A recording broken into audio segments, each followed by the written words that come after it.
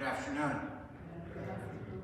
Welcome you here on this second Sunday of Lent. I want to begin just by asking a question. What kind of things do you have on your refrigerator? Not in it, but on it. On the front door. What's that? Magnets. Magnets. Pictures, sure. Pictures of family, friends, grandkids. We're going to talk a little bit more about that later, but we'll begin by singing our opening hymn, hymn 902, Lord Jesus Christ, be present now, and we'll sing verses 1, 2, and 4.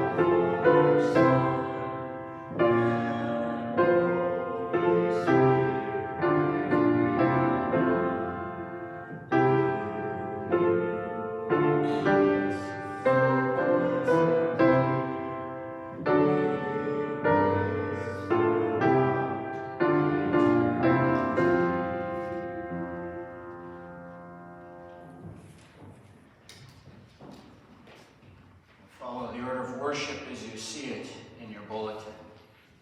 In the name of the Father, and of the Son, and of the Holy Spirit. Amen. Confess our sins to the Lord God. Most merciful God, we confess that we are by nature sinful and unclean. We have sinned against you in thought, word, and deed, by what we have done, and by what we have left undone. We've not loved you with our whole heart. We've not loved our neighbors as ourselves. We just deserve your present and eternal punishment. For the sake of your Son, Jesus Christ, have mercy on us. Forgive us, renew us, and lead us, so that we may delight in your will and walk in your ways to the glory of your holy name. Amen. In the mercy of Almighty God, Jesus Christ was given to die for us, and for his sake God forgives us all our sins. To those who believe in Jesus Christ, he gives the power to become children of God, and bestows on them the Holy Spirit. May the Lord, who has begun this good work in us, bring it to completion in the day of our Lord, Jesus Christ. Amen. In peace, let us pray to the Lord. Lord, have mercy. For the peace from above and for our salvation, let us pray to the Lord. Lord, have mercy. For the peace of the whole world, for the well-being of the Church of God, and for the unity of all, let us pray to the Lord. Lord, have mercy. For this holy house, and for all who offer here their worship and praise, let us pray to the Lord. Lord, have mercy. Help, save, comfort, and defend us, gracious Lord. May be seated.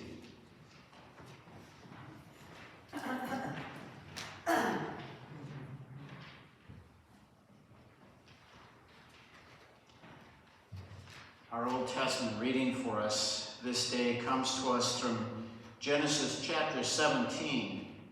Begin reading with the first verse. When Abraham was 99 years old, the Lord appeared to Abraham and said to him, I am God Almighty. Walk before me and be blameless, that I may make my covenant between me and you, and may multiply you greatly. Then Abram fell on his face, and God said to him, Behold, my covenant is with you, and you shall be the father of a multitude of nations. No longer shall your name be called Abram, but your name shall be Abraham, for I made you the father of a multitude of nations. I will make you exceedingly fruitful, and I will make you into nations, and kings shall come from you. And I will establish my covenant between me and you, and your offspring after you, throughout their generations, for an everlasting covenant, to be God to you and to your offspring after you. And God said to Abraham, As for Sarai, your wife, you shall not call her name Sarai, but Sarah shall be her name. I will bless her, and moreover, I will give you a son by her. I will bless her, and she shall become nations. Kings of people shall come from her. Here then also reading the letter to the Romans chapter 5, begin reading with the first verse.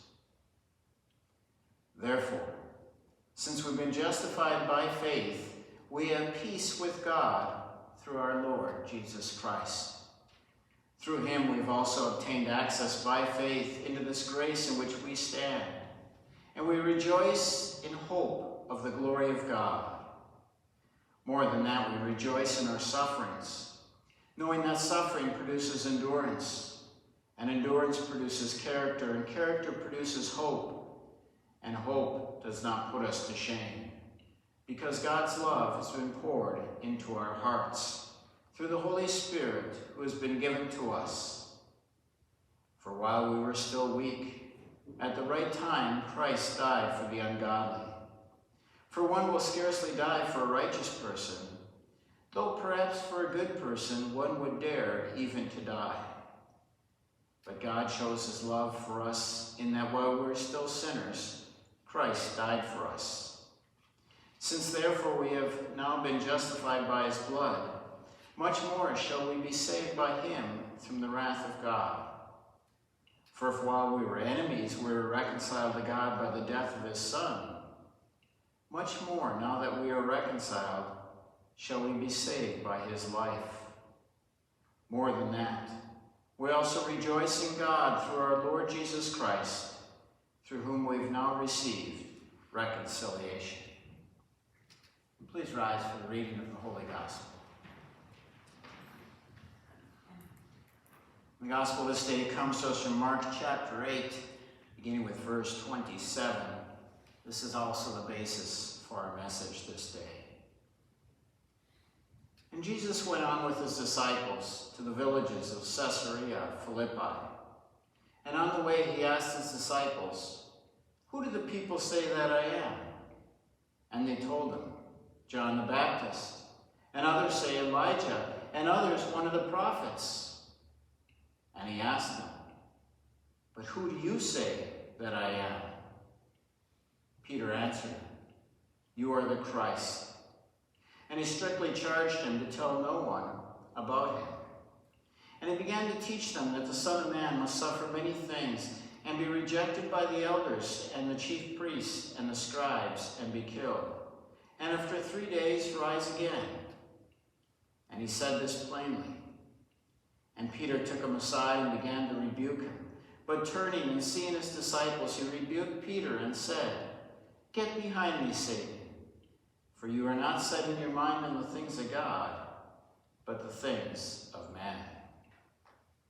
And he called to him the crowd with his disciples and said, If anyone would come after me, let him deny himself, take up his cross, and follow me. For whoever would save his life will lose it, but whoever loses his life for my sake and the gospel's will save it. For what does it profit a man to gain the whole world and forfeit his life? For what can a man give in return for his life? For whoever is ashamed of me and my words in this adulterous and sinful generation, of him will the Son of Man also be ashamed when he comes in the glory of his Father with the holy angels. This is the gospel of our Lord.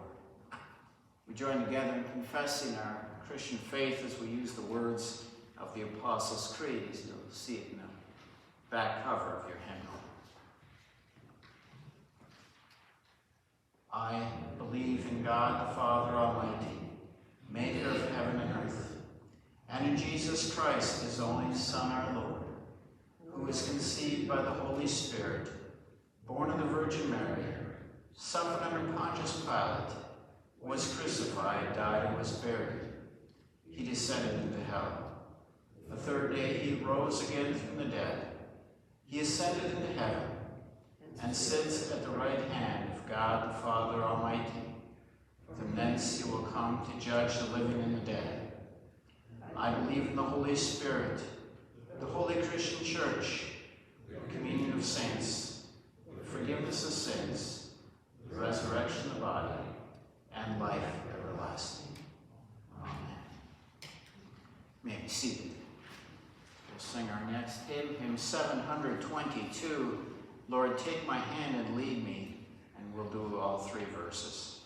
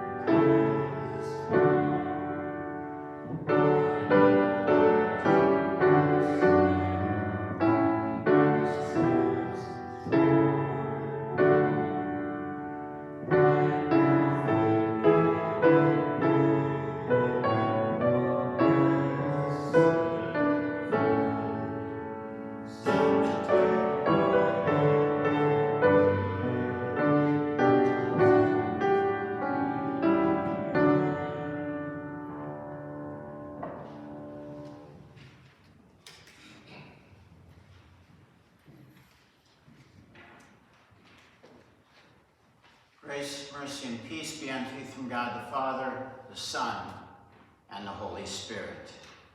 Amen. When you're driving around Maybe you've seen a bumper sticker that says something like this: "My son or daughter is an honor student at such and such school." Or maybe this one: "Proud parent of an Eagle Scout." Or maybe you're driving through a residential area and you look and you see in somebody's window there's a blue star, indicating that someone in that home is deployed overseas in the military. When you visit somebody's home, maybe you notice their refrigerator and you see maybe an assignment their child did, or a test, or maybe a picture that they colored. Perhaps you have pictures on your refrigerator, or maybe you have a masterpiece that a grandchild or someone has put together for you. All of these things are there to state that the parent is proud of their child, and meant to encourage them further in their endeavors. Now, as we consider our text today through Mark chapter 8, there's a few questions I'd like to put before you. But chiefly is this: is God proud of you as his child? Does he have a picture of you on his refrigerator? If God had a car, would he have a bumper sticker with your name on it? Or does he have a blue star in his window indicating that you're deployed in this sinful and broken world? Is God proud or ashamed? In Mark chapter 8, verse 38 and 39, we have these uneasy verses. It says, "For whoever is ashamed of me and my words in this adulterous and sinful generation, of him the Son of Man will also be ashamed when he comes in the glory of his Father with the holy angels." Now, in the words of our gospel reading today, Jesus is speaking with the disciples, and he asks them, "Who do the people say that I am? And then who do you say that I am?" And Peter confesses, "You are the Christ." Then Jesus goes on and teaches them what that means. Because there were many and quite a variety of ideas of what the Christ would be. For many people, they had images of worldly glory and power and might. That the Christ would be someone like King David of old, a political force, who would restore the glory days of Israel, defeat their enemies, bring them great prosperity. But the image that Jesus teaches here is a different image of what the Christ will be. He gives an image of a Christ who will suffer and even die. In fact, in verse 31 and following, Jesus teaches, "The Son of Man must suffer many things and be rejected by the elders and chief priests and scribes and be killed, after 3 days rise." After teaching them this, Peter takes Jesus aside. "Lord, may it never be." He rebukes Jesus. Jesus, looking up, seeing the disciples, says, "Get behind me, Satan, for you do not have in mind the things of God, but the things of man." Oh, like Peter, oftentimes we have a theology of glory. We want a Jesus who's powerful, mighty, and the world and everyone knows it. We want a Jesus that makes sense in the eyes of this world. But the Christ, Jesus teaches us, is different. It is a Christ not who will be acclaimed as a mighty ruler and king in this world, but he will be treated as a criminal. He'll be crucified on that old rugged cross. Jesus teaches about a Christ that is not praised and powerful, but is treated as a slave and condemned. He teaches about a Christ that will carry the cross, suffer, die, and be buried, be rejected by his people, endure many hardships and difficulties. Certainly didn't seem like the glory days of King David. Oh, there were times where many people were very proud of Jesus. In John chapter 6, we see one such occasion. It's the story of when Jesus feeds the multitude with the 5 loaves and 2 fish. Well, this, indeed, the people liked and the crowds liked. Here is someone we can identify with. Here is a powerful Jesus. This makes sense in the eyes of the world. We receive benefits from him. They look to Jesus as their meal ticket, their road to prosperity. But then Jesus, as he continues to teach in that very chapter, gives to them some very hard and difficult teachings. So much so that many in the crowd left and forsook Jesus. Oh, would the disciples leave? No, because they knew that Jesus had the words of eternal life. He is the Christ. He is our only hope of salvation. Peter confessed, "You are the Christ." Today, Jesus may ask you a question.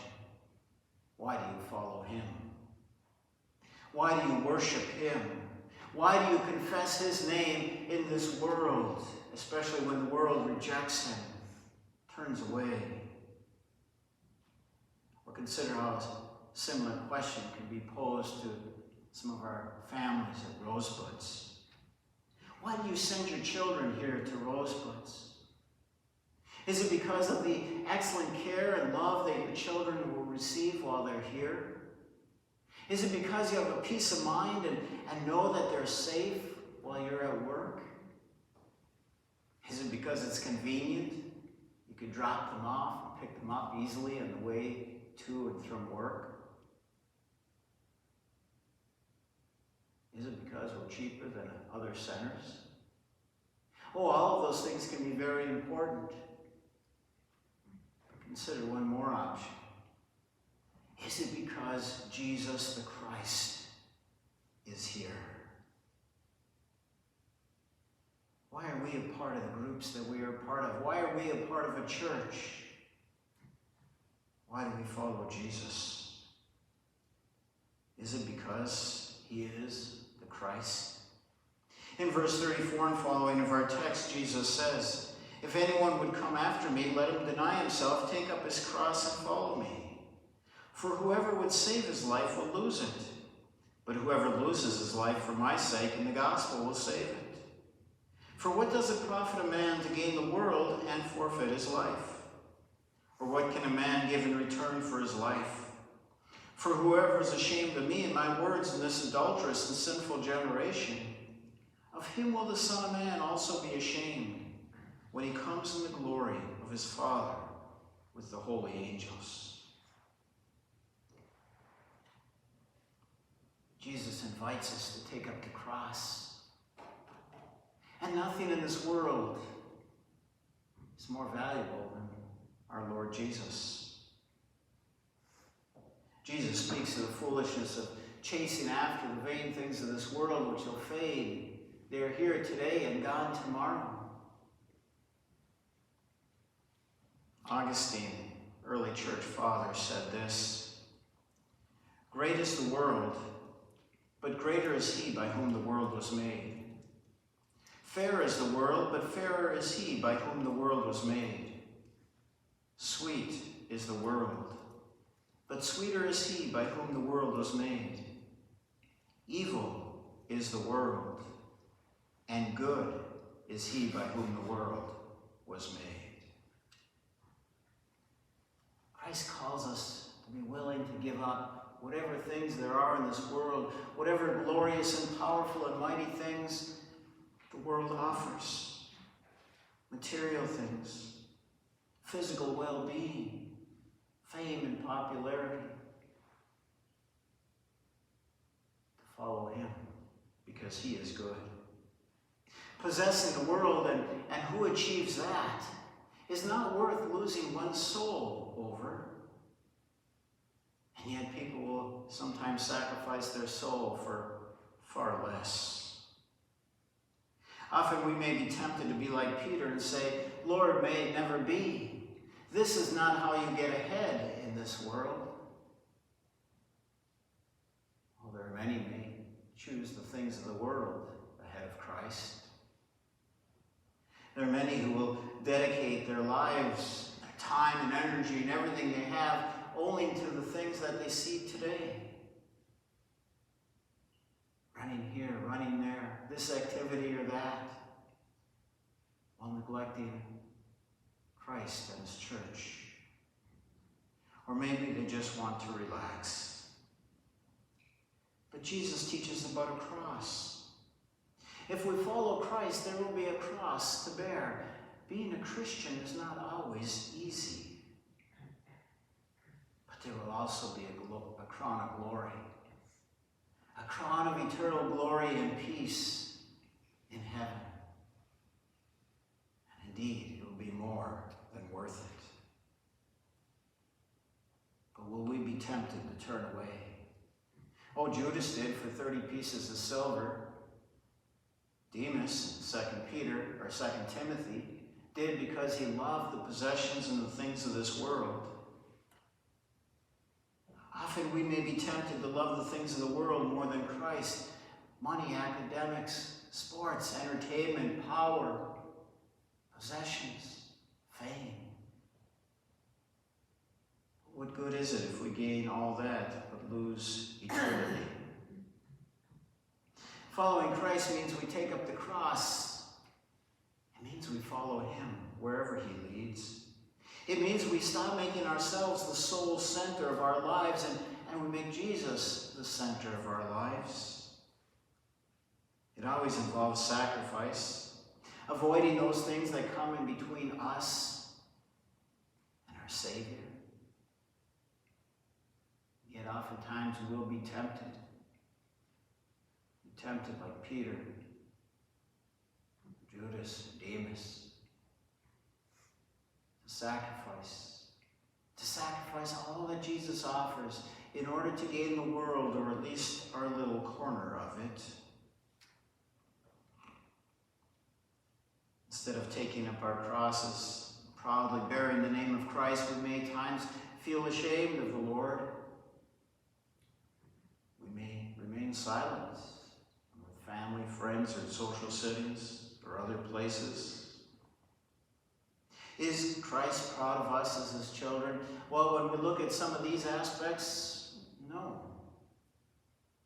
But the good news for us, that Scripture makes abundantly clear, is that Jesus did indeed confess your name. He confessed your name before Pilate, when he was willing to go to the cross in Calvary for you. He was willing to be rejected for us, to be killed, to be crucified for our sins. He was willing to give up all, even all the kingdoms of the world, as Satan tempted him, so that you may be his beloved child. And because of Jesus, God is not ashamed to call you his child. You can put your face in that picture frame. Because of Jesus, our Heavenly Father has your name written in the book of life. Because of Jesus, our Heavenly Father would be proud to have your baptism certificate on his refrigerator. Or if God drove a car, to have your name on the bumper sticker. Although I wonder if you drive Ford or Chevy. That's for another day. Indeed, he has deployed you in a sinful and broken world. confesses your name. Through faith in Jesus, our Lord has paid the price. He's called you to be his own. And because of Christ, he's proud of you as his child. When we have faith in Jesus Christ, this is the certainty that we can have. This is the certainty we can carry with us wherever we go. This is something we too can celebrate. Oh, there may be other places, maybe other child care centers, where the program is good. The teachers are wonderful. It's convenient in so many things. But here, Rosebuds have received Christ, a treasure greater than anything else. It is more than just succeeding in this world. It is more than just learning the letters and numbers, but it is learning the writings of Holy Scripture. It is more than a star on a paper, or a well-crafted piece of artwork. It is more than that a boy or that a girl. Those are all very important things. But it is the cross of Christ, that beautiful old rugged cross. And the same can be said for any of us. There are many good organizations and things to be involved with in this world, and those can be good things. But here we have Jesus. Here we have that old rugged cross. Here we have that certainty that because of our Lord Jesus, God is proud of us.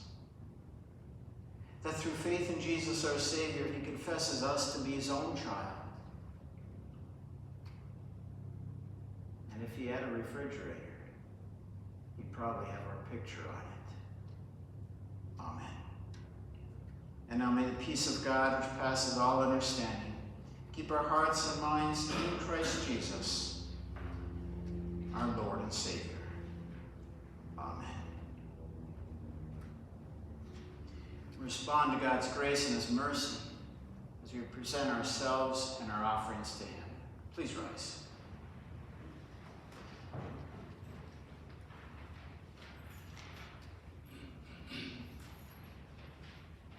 We speak together the words of the offertory. Create in me a clean heart, O God, and renew a right spirit within me. Cast me not away from thy presence, and take not thy Holy Spirit from me. Restore unto me the joy of thy salvation, and uphold me with thy free spirit. Amen.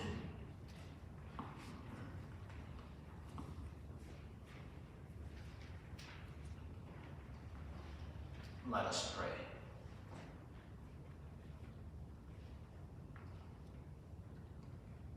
Almighty Lord Jesus, as you stood before Pilate or the angry crowds, you were willing to remember our name and our face as you went to the cross for our sins. So that indeed you will be bold to confess our name before the Heavenly Father.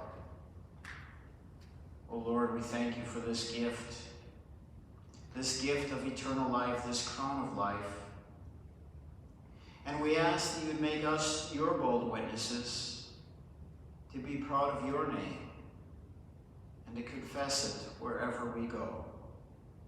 Lord, in your mercy. Lord God, as we live in a world, we pray for those who suffer loss, hardship, who suffer various trials and difficulties, who face persecution. Lord, tonight we especially remember those who face the brokenness of this world. We pray for your servants, Jackie Root, Tony Buggs, Brian Arns, Clifford Schleicher, Nikki James, Carol Petrick, Richard Mullen, Ken Summerfield, Bo Hansen. Be with Pat Raymond and Michael Berger, Mary Jane Gemmel, Bob Lang, James Auger, Matilda Mohan, and all those that we name in our hearts. We look to you, Lord, for strength, for healing, for easing of burdens, for your presence in the midst of every trial. We ask also, Lord God, that you be with the family of Sally Cordes as she has passed on.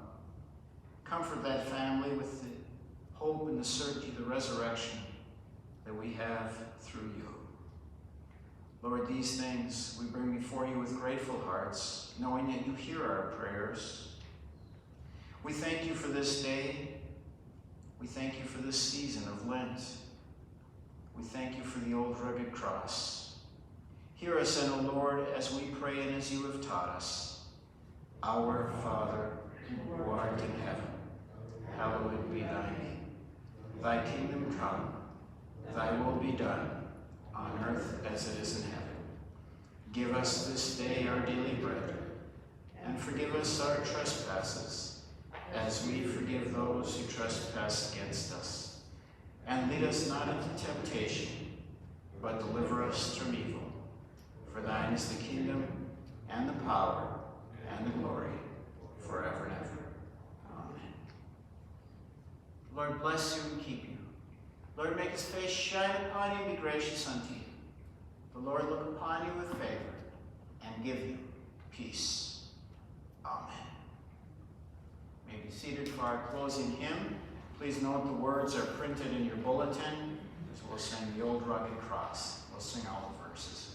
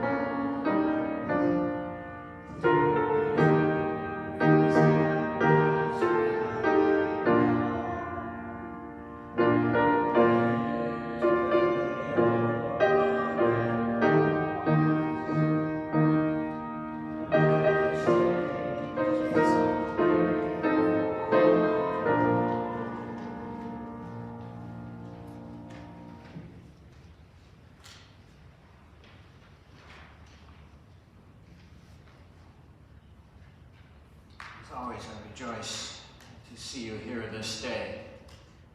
A number of announcements for you. First of all, a reminder that tomorrow again we'll continue after our worship service, our Bible study on Joshua. About 10:30 is we'll be looking at Jericho, the walls coming down.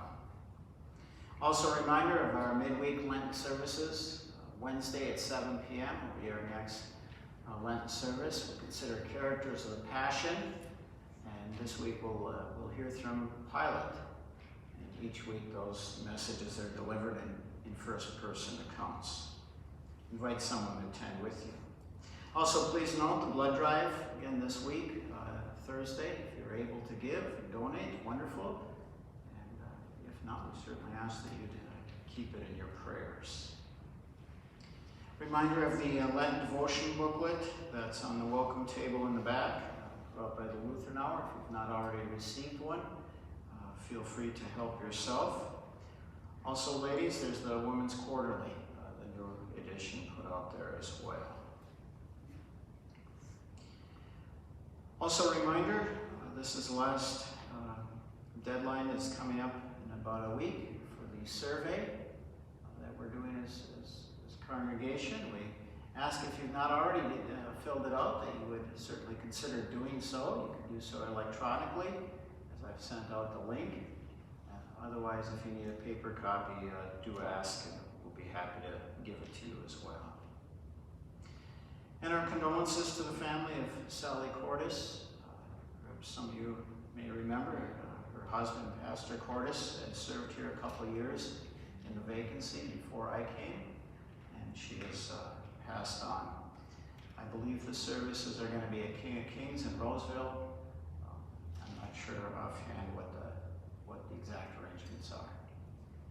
Any other announcements? All right. Once again, then I invite you to greet one another and go in God's peace.